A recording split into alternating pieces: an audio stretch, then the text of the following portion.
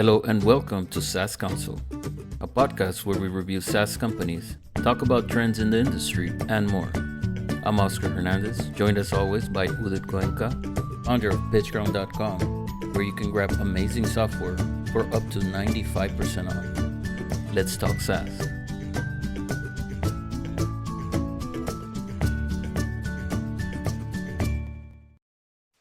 Hey SaaS people, what's up? How's it going? In this episode of SaaS Council podcast, we will be talking about UI and UX for your SaaS. So let's get started.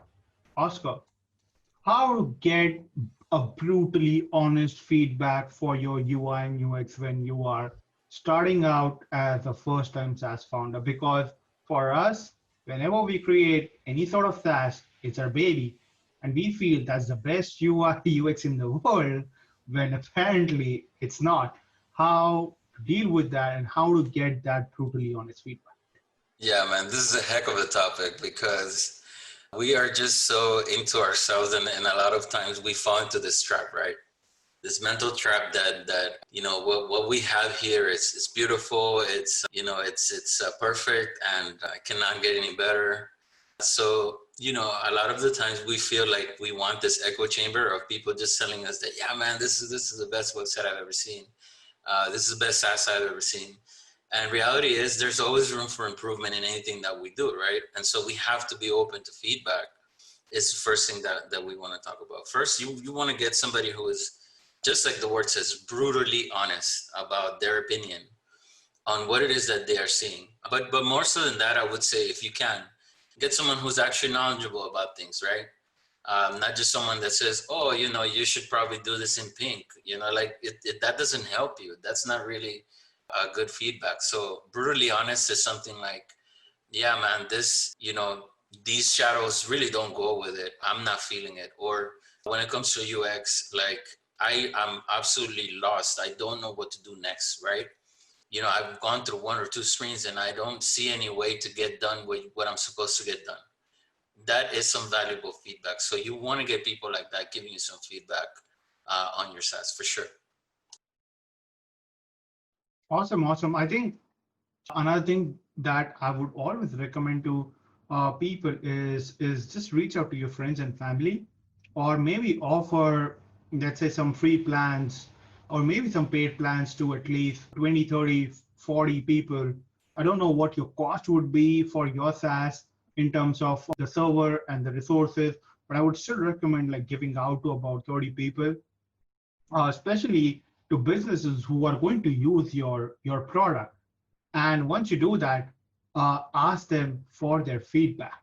You don't have to call them every single time, right? All you can do is you can just automate this process by either installing some sort of a widget where they can simply click and drop their feedback, or just send them an email, let's say once a month, asking them how has been their experience for the month of August? How has been their experience for the month of September? Here are some of the features that has been released. Are those features helpful for them? Because these things are very important when you're building out your SaaS. But at the same time, getting the feedbacks is so very crucial. If you do not get those feedbacks, you will have a hard time building a roadmap which is driven by your users, and you never want to build a roadmap which is driven by you. It needs to be driven by your users. At the same time, the UI and UX needs to be so very friendly that you are able to onboard like hundreds and thousands of people without really having to worry about anything. Oscar? Right. Yeah, right. Definitely. And you know what? That leads us to our second question here of the day, which is knowing when to hire a professional. I remember back in the day, I mean, I'm talking like 10, 15 years ago, there was no such thing as a UI UX professional. It didn't Right. exist. That's something new that's come about because of this need. There were always designers, right? There's always web designer, people who make websites and things like that.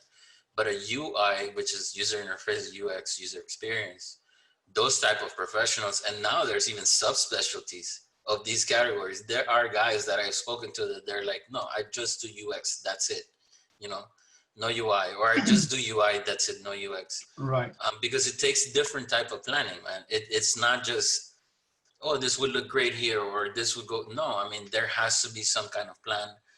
They map things out, sort of like, I don't know if you've ever seen site maps and things like that. Real professional people, they do this. They seriously sit there and think, as a user, what is important? Where should these things go? What should the next step be? And when you can hire a professional, when you have that kind of budget to hire a professional, or when if you're lucky, a UI UX professional that can help you out for free, even better. I would say go for that.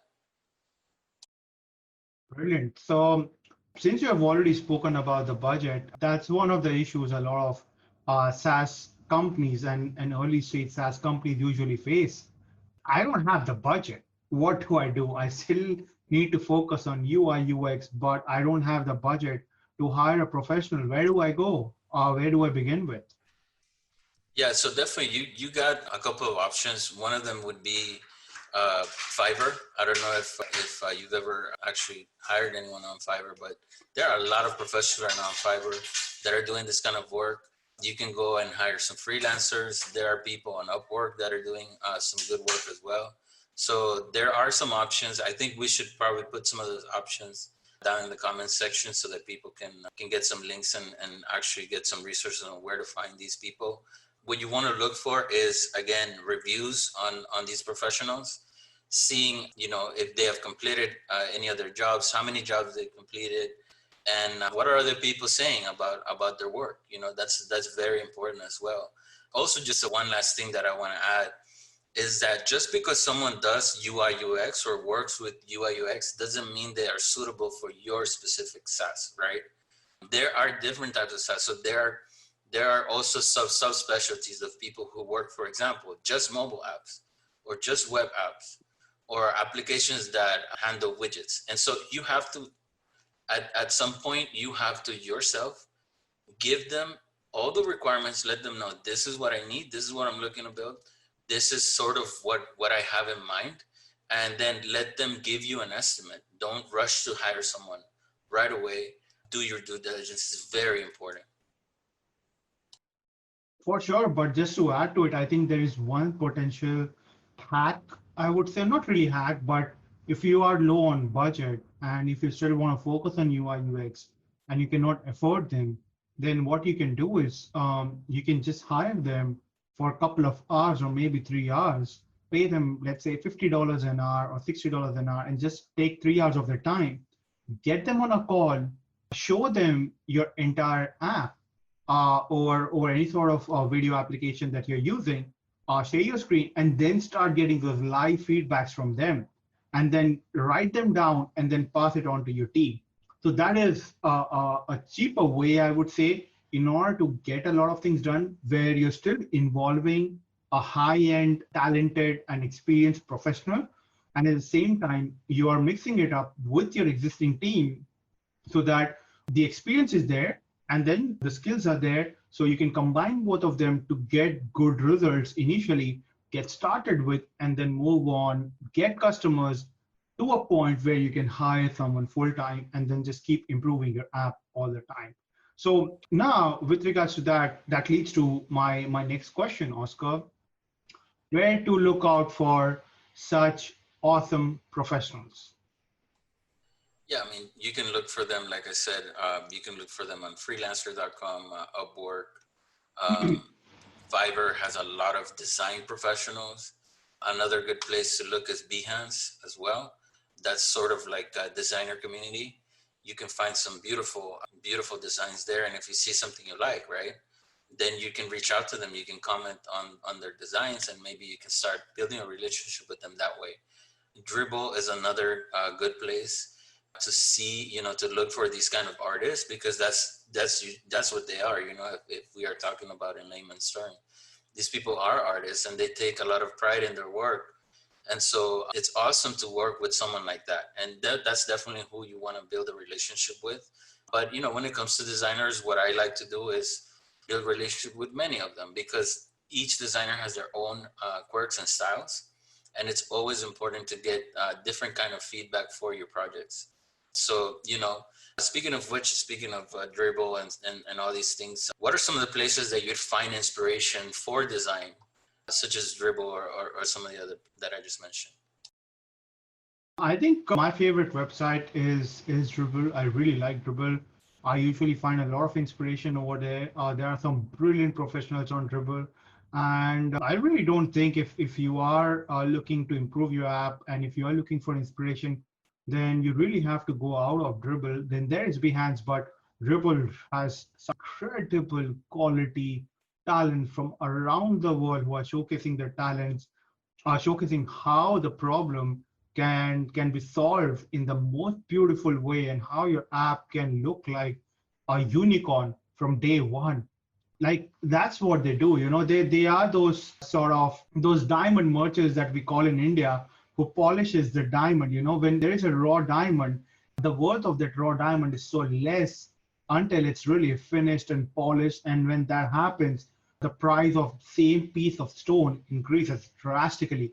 And that's what a UI designer can do. Now, if you combine that with user experience, you are taking your product to an enterprise grade right away, where you can then start charging premium amount, because unless and until you make your product look premium, you cannot charge premium. Remember that. So this is very important. And this is why investing into UI and UX is so very critical.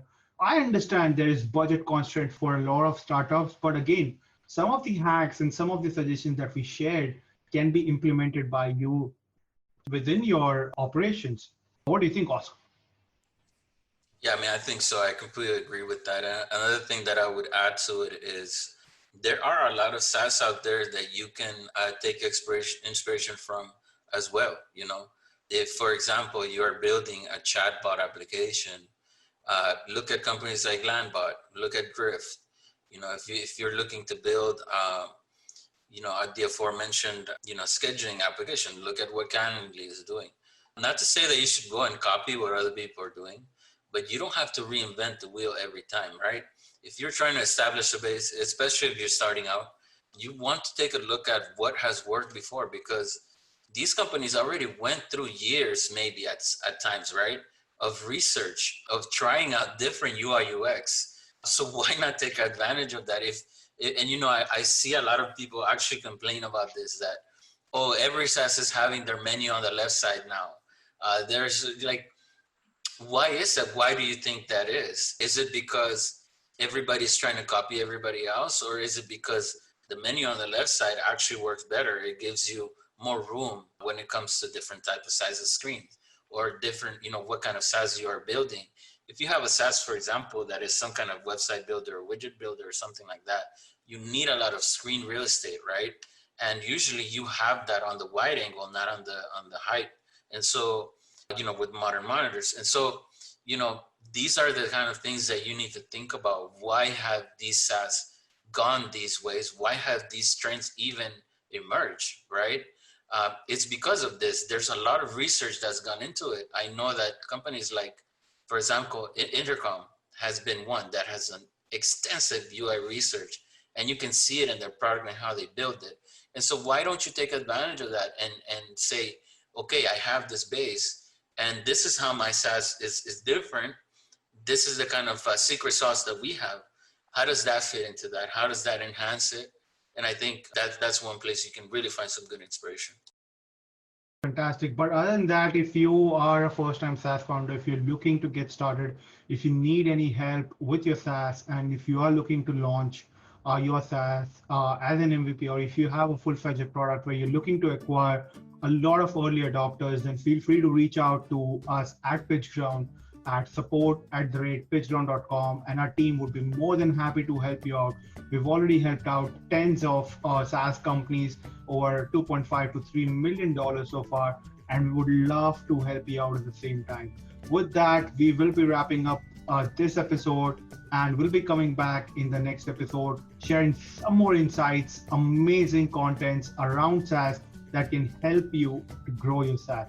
With that, we'll be wrapping up this episode, and we'll see you in the next episode. Until then, see you guys. Take care. Take care.